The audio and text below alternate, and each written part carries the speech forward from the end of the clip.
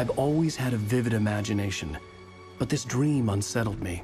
It was wild and dark and weird, even by my standards. So yes, it began with a dream. Alright, what do Stephen King, Lost and Twin Peaks all have in common?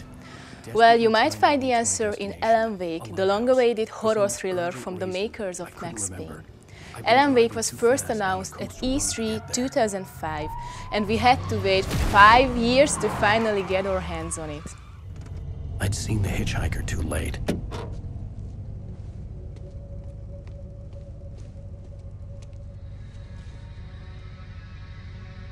He was dead. I was convinced they'd put me in jail and I would never see Alice again.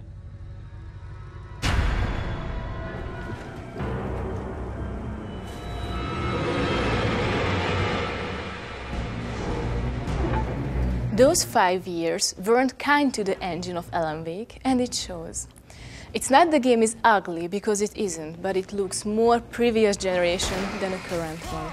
It's more like a pretty but old-fashioned PS2 or Xbox game with a little facelift, more like an old movie star than a brand new game.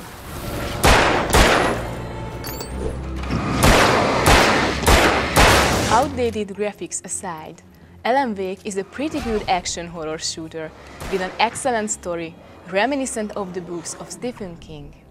Our hero is a famous story writer who didn't manage to write anything in over 2 years. Now his wife, Alice, brings him to the idyllic small town of Bright Falls to recover his creative flow. When she vanishes without a trace, Wake finds himself trapped in a nightmare. Word by word, his latest work, a thriller he cannot even remember writing, is coming true before his eyes. Alice? Now, the story plays out in an episodic format, with a television show-style presentation. Remedy has confirmed that Alan Wake is only the first season of a bigger story, opening the door for future sequels.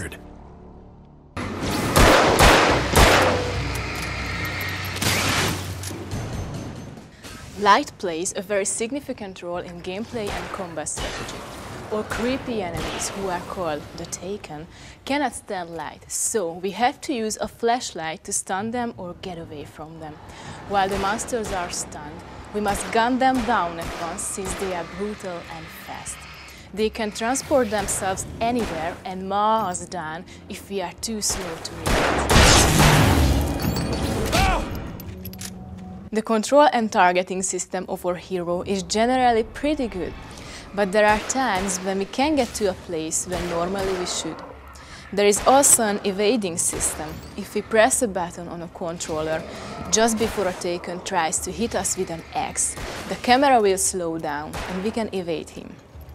It's a nice idea, but the problem is the Taken hit too fast, and I'm not saying it's impossible, but it's a little bit hard to evade them.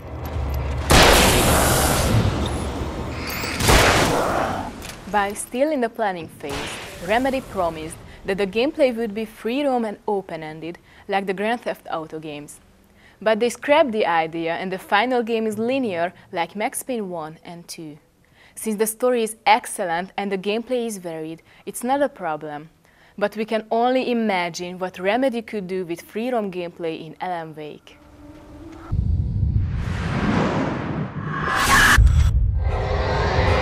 Another important feature for a survival horror game is the scare factor.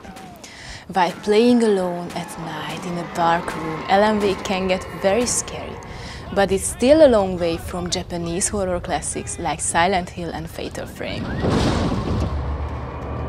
Anybody? Help me! She gave me this old light switch. She called it the clicker. The clicker, So, huh? does Alan Wake live up to its enormous hype? Yes and no.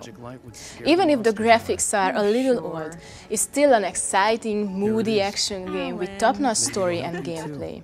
It's maybe not the fantastic accomplishment that Max Payne was in its time, but still an excellent survival horror with a tormented and sympathetic hero.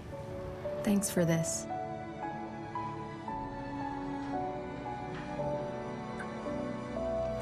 Our final verdict is a solid 9 out of 10.